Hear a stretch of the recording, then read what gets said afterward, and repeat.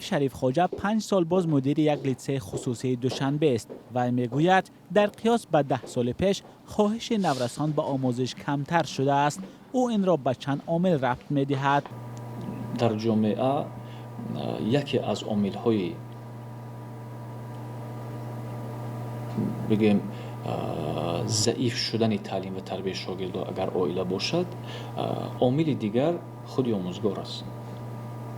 خودی آموزگاری که از بالای خود کم کار میکنند. جهت رشد ساحه‌های علم و معارف، تندرستی و حفظ اجتماعی اهالی. 21 دکبر سال گذشته رئیس جمهور امام علی رحمان از آن انتقاد کرد که برنامه‌های تعلیمی کهنه‌اند و دانشگاه‌ها فقط دیپلم یعنی کاغذ می‌دهند.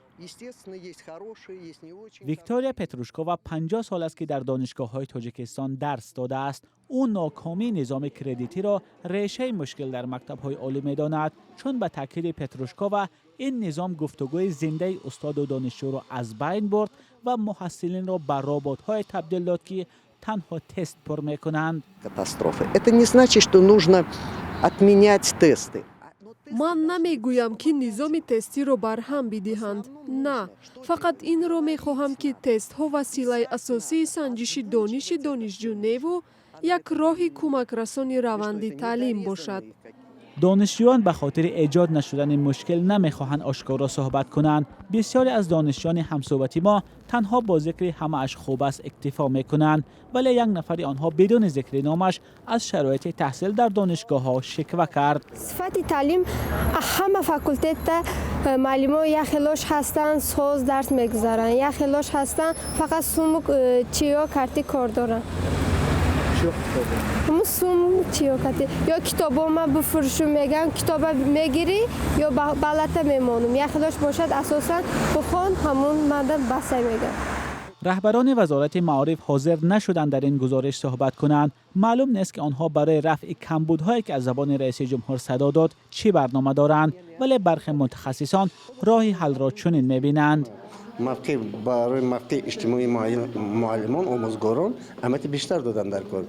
معاششان ها به حدی باید باشد که در غم روزگار در غم پرابلم های زندگی نباشند. معلمان از کارهای غیر پداگوژیک که بیرون از کارهای کمتر جلب کرده شوند.